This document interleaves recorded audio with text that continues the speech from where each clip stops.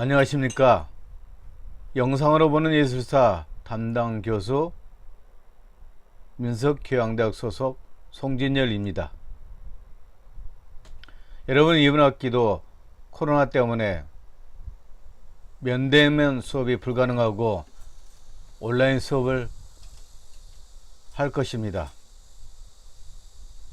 자, 영상으로 보는 예술사, 영상으로 봐야 되겠지만 영상은 저작권 때문에 이미지 중심으로 여러분과 함께 수업을 진행할까 합니다. 자, 그렇다면 오리엔테이션 한번 시작해 볼까요? 옛말에 인생은 짧고 예술은 길다는 말이 있죠. 요즘은 100세 시대라 오래까지 살 수 있겠지만 고작해야 인간은 70년, 80년 살게 될 겁니다. 우리 인간은 죽지만 예술은 계속해서 남아서 우리와 함께 하고 있습니다. 선사시대의 예술이 지금까지 나와서 우리에게 영향을 미치고 있습니다. 또한 예술의 생명은 영원한 종교를 드러내 보이는 데 있습니다. 예술은 민족의 내면적 정신과 역사적 경험의 표현입니다. 예술은 민족을 영원하게 합니다. 그 예술이 있는 한 그 민족은 사멸하지 않습니다. 우리 한민족 역시 선사시대부터 시작된 예술부터 시작해서 지금 현대 예술까지 있고, 서양 역시 선사시대 시작해서 현대 미술이 존재하고 있습니다. 이런 예술을 공부하게 된다면 바로 종교를 우리가 가진 거나 비슷하다고 생각하면 됩니다. 예술은 우리의 민족성뿐만 아니라 인간으로서 정체성을 갖추게 만들어줄 수 있습니다. 예술은 인간의 향기가 넘쳐나도록 해주는 수단입니다. 예술은 향기 나는 사람을 만들어줄 수 있기에 예술을 배워서 세상에 향기를 풍기는 사람이 될 수 있으리라 봅니다. 향기가 아니라 향기입니다. 우리는 누구나 종교적 심성을 가지고 있고 도를 닦아가는 생활을 하고 싶어 합니다. 예술을 하는 것도 종교와 비슷하여 인생의 도를 깨쳐나갈 수 있을 것이므로 예술의 교육은 필요하다고 생각합니다. 어떻게 보면 예술은 인문교육의 중심에 서 있다고 보시면 되겠죠. 자, 영상예술사의 목적에 대해서 한번 알아볼까요? 우리는 왜 예술을 해야만 하는가 하는 질문을 던질 수 있습니다. 우리 인간은 물질적인 행복에만 만족할 수는 없습니다. 인간이 인간에게 인간의 꼴을 갖추게 되는 것은 예술이 담당하고 있다고 봅니다. 인문, 보통 이야기하고 있습니다. 인은 사람인 자, 문은 문이라는 문이 될 수 있습니다. 그래서 인문하면 인간의 꼴, 인간의 무늬를 갖추게 되는 겁니다. 인간이 인간다운 것은 어떤 인문학적 공부를 통해서 아니면 다양한 경험을 통해서 가능하게 될 겁니다. 인간의 형태를 갖출 수 있게 만드는 것도 예술이므로 우리가 예술사는 꼭 필요하다고 여겨집니다. 자, 학습 내용에 대해서 한번 살펴볼까요? 예술은 시각과 청각을 대상으로 합니다. 아름답다는 것은 눈을 즐겁게 하고 귀를 즐겁게 하는 것입니다.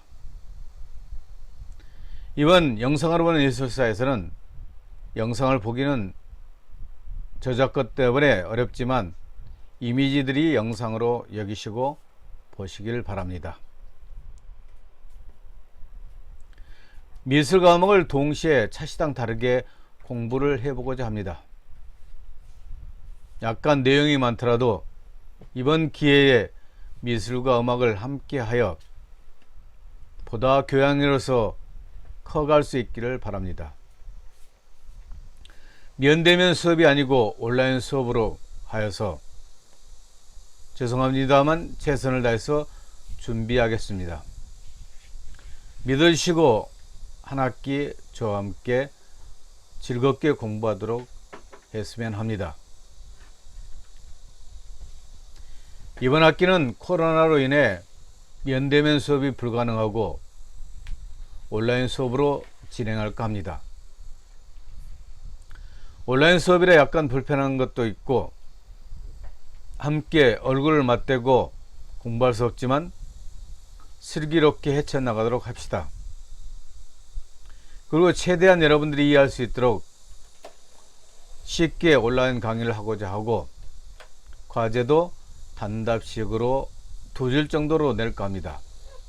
혹시 이해가 안 가거나 질문이 있으면 010-5536-2358이나 sasimon@한메일.net로 연락 주시면 성심성의껏 대답해 드리겠습니다. 그렇지만 밤 9시 넘어서 문자나 전화는 자제해 주시길 바랍니다. 저도 역시 사생활이 있고 여러분 역시 사생활이 있기 때문에 밤에는 가능한 한 문자를 하지 않았으면 좋겠습니다. 성적은 학교 지침에 따라 최대한 잘 주려고 합니다. 온라인 수업은 대부분 절대평가이기 때문에 여러분들에게 가능한 학점을 최대한 잘 주도록 노력하겠습니다. 그리고 과제도 중요하고 한 번이라도 빠지게 되면 A+는 받을 수 없게 되겠죠. 또 출석도 아주 중요한 평가 기준이 될 것입니다. 출석을 한 번이라도 빠지게 되면 A+는 불가능할 겁니다. 이번 학기 여러분들이 온라인이지만 같이 공부하고 혹시나 부족한 부분들이 있으면 참아가면서 하도록 하고 강평은 가능한 후하게 부탁드립니다. 지난 학기에는 거의 학점으로 따지면 모든 학생들이 C 마이너스로 강의 평가를 주었습니다. 너무 어처구니 없었습니다.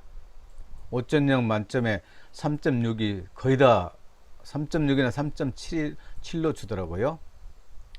조금 아량을 가지고 강평도 부탁드리고 저도 열심히 하겠습니다. 이번 학기 함께 힘을 내어 달려가 보아요. 감사합니다. 안녕하십니까. 영상으로 보는 예술사 오리엔테이션을 마쳤죠. 이제 1강 오리엔테이션부터 시작하겠습니다. 물론 오리엔테이션에서는 전반적으로 수업의 학습 내용, 또 학습 방법, 또 성적 평가 등을 이야기를 했었죠. 이제부터는 영상으로 보는 예술사 내용을 강의할까 합니다. 영상으로 보는 예술사 수업이지만 이번 학기에는 부득이하게 영상을 보기가 힘들므로 제 강의를 잘 들으시고 여러분들의 적극적 참여를 부탁드립니다. 과제는 최대한 용이하게 낼까 합니다.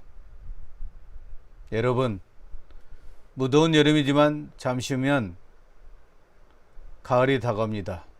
선선한 바람이 다가올 때 여러분과 함께 더욱더 즐거운 수업이 되기를 바라고 있습니다. 자, 예술의 의미에 대해서 한번 생각해 볼까요? 인생은 짧고 예술은 길다는 말 제가 말씀드렸죠? 여러분들 예술을 어떻게 생각하십니까? 천태만상의 자연계는 이루다 헤아릴 수 없는 아름다운 사물과 전경이 존재합니다. 아침에 떠오르는 태양, 낮이면 치재기는 새소리, 밤이면 일몰 등 수많은 아름다운 경치들이 우리 주위에 존재합니다. 그 모든 것이 예술일 수는 있겠죠. 그렇지만 예술이란 것은 인위적인 작업이 가해질 때 가능합니다. 수려한 백두산과 아름다운 백두산의 천지의 경치, 비단같이 펼쳐진 금강산, 제주의 성산일출봉이나 한라산, 수많은 한국의 산들이 있습니다. 이 모두 다 각자 아름다움을 뽐내고 있습니다.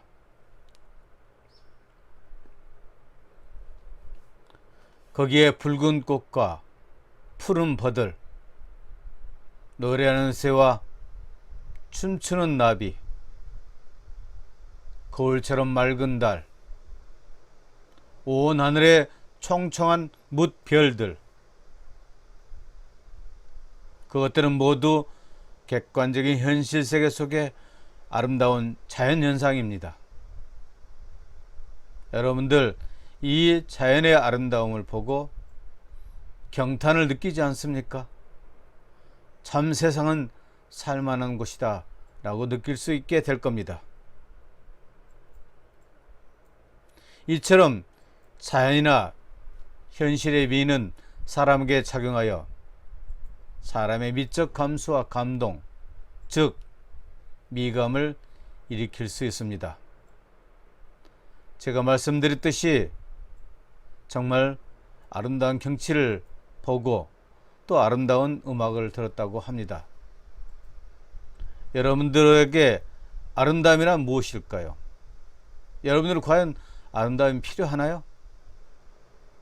인간이 인간 이상, 인간의 꼴을 갖추기 위해서는 이런 예술적인 미감을 길러야 된다고 생각합니다. 미감은 사람에게 있어서 일종의 특수한 심리활동이며 아름다운 삶을 혹은 현상에 대한 특수한 반영과 반응입니다.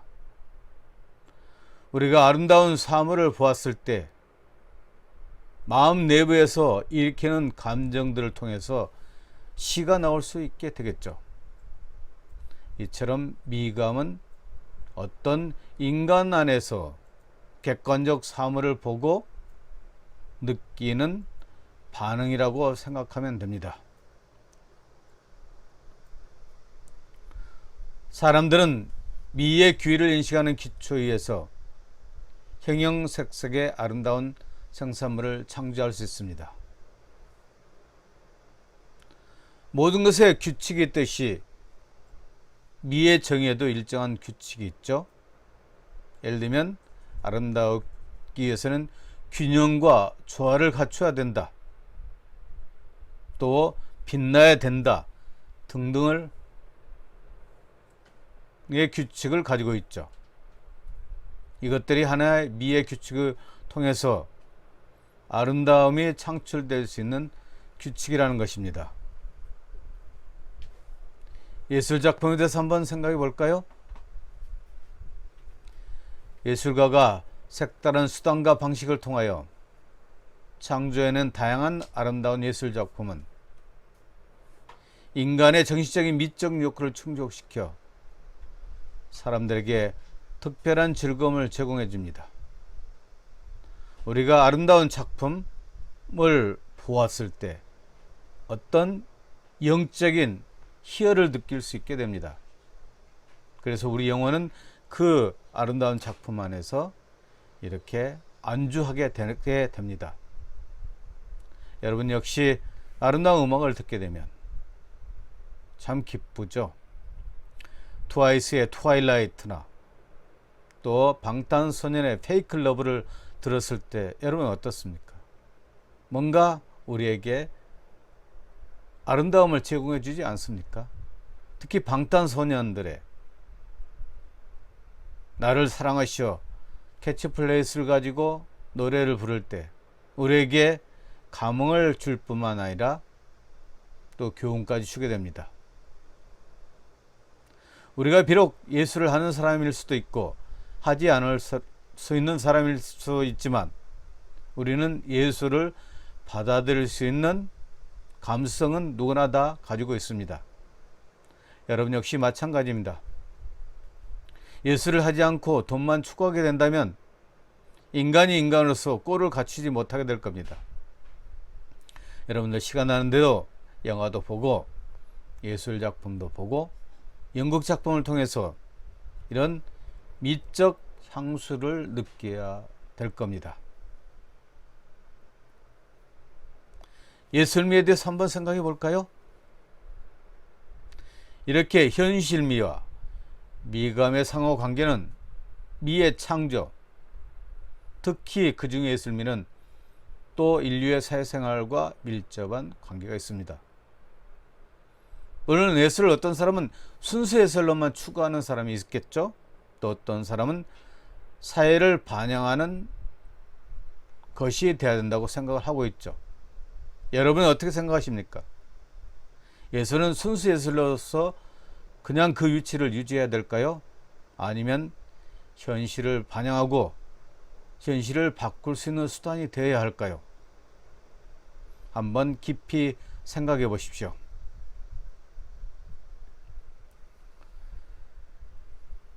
인류의 미를 다른 예술사는 절대적인 진리가 될 수도 없고 항상 새롭게 해석되어야 합니다.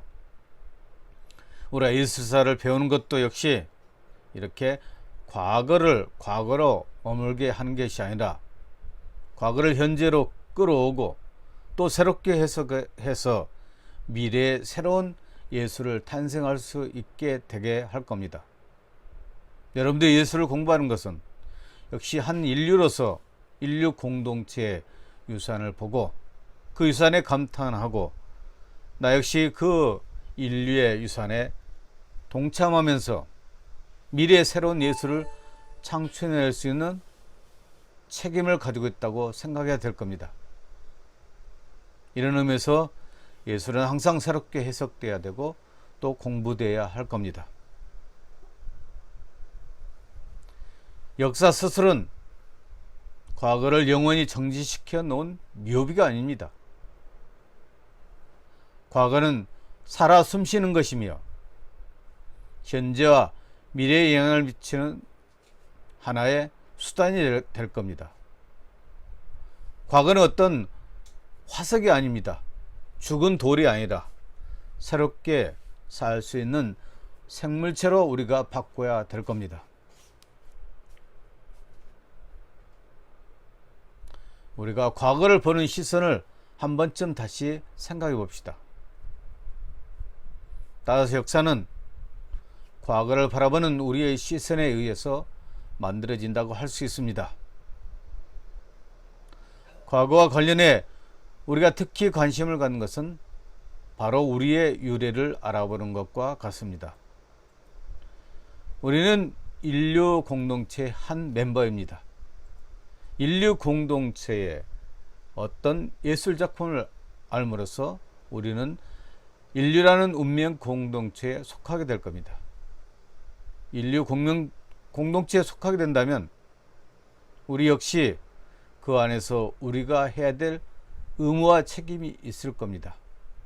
그래서 과거를 공부하는 것, 영상을 보는 예술을 공부하는 것, 그거 역시 우리의 하나의 의무이면서 책임일 겁니다. 자, 예술은 인간이 하고 있죠. 예술을 공부한다는 것은 인간을 인간에게 하는 것이 아닐까요? 여러분은 인간을 인간답게 하는 것은 무엇이라고 생각합니까? 우리는 의미를 추구해 나가는 존재입니다. 그렇기 때문에 항상 질문을 던져야 합니다. 인간이 무엇입니까? 동물과 다른 것이 무엇일까요? 인간은 육체와 정신을 가지고 있습니다. 육체적인 활동, 의식주의 생활이 필요하겠죠. 그렇지만 또 인간은 영적인 존재이기 때문에 영적인 것도 해야 될 겁니다. 이런 의미에서 예술은 우리의 영적인 배고픔, 갈망을 채워주는 가장 대표적인 수단이라고 볼 수 있습니다. 자, 그렇다면 미술의 기원에 대해서 한번 생각해 볼까요? 미술의 기원은 인간 생활, 사회 발전과 연관되어 있습니다. 미술은 왜 생겨났는가? 미술 형태를 밝히려는 욕구는 문명 발달을 촉진한 원동력이 되고 있습니다. 여러분 역시 미술의 기원에 대해서 한번 살펴봐야 되겠죠? 미술의 기원은 원시 예술부터 시작이 될 겁니다. 그랬더니 점차 하나씩 역사를 훑어가면서 과연 미술이라는 게 어떤 기원을 가지고 있고 인간 생활과 또 사회 발전과 어떤 연관이 있는지 살펴봐야 될 겁니다. 예술과 문화는 인간 삶의 결, 즉 자치 및 흔적으로 다음 세대에 대한 사랑의 표현입니다. 우리가 예술사를 배운다는 것은 우리 인간의 숨결을 느끼는 겁니다. 또 인간의 흔적을 느끼는 거죠. 그래서 나도 인류의 한 공동체, 한 일원으로서 다음 세대에 대해서 전달해 줄 것이 있기를 바라면서 예술작품을 창조해낼 겁니다. 물론 여러분들이 공부를 하거나 예술을 하지 않더라도 여러 가지 방법으로 여러분들의 개인의 생활이 하나의 문화의 전달자가 될 수 있습니다. 자, 원시인들의 예술부터 한번 살펴볼까요? 이게 어디 무슨 그림이죠? 자, 선사시대라고 이야기를 하고 있습니다. 선사시대라는 것은 아직 문자가 없는 시대라고 볼 수가 있죠. 근데 역사 이전의 시대라고 봅니다. 구석기 시대, 신석기 시대 등등 수많은 시대를 다 이렇게 선사시대라고 포함할 수도 있겠죠.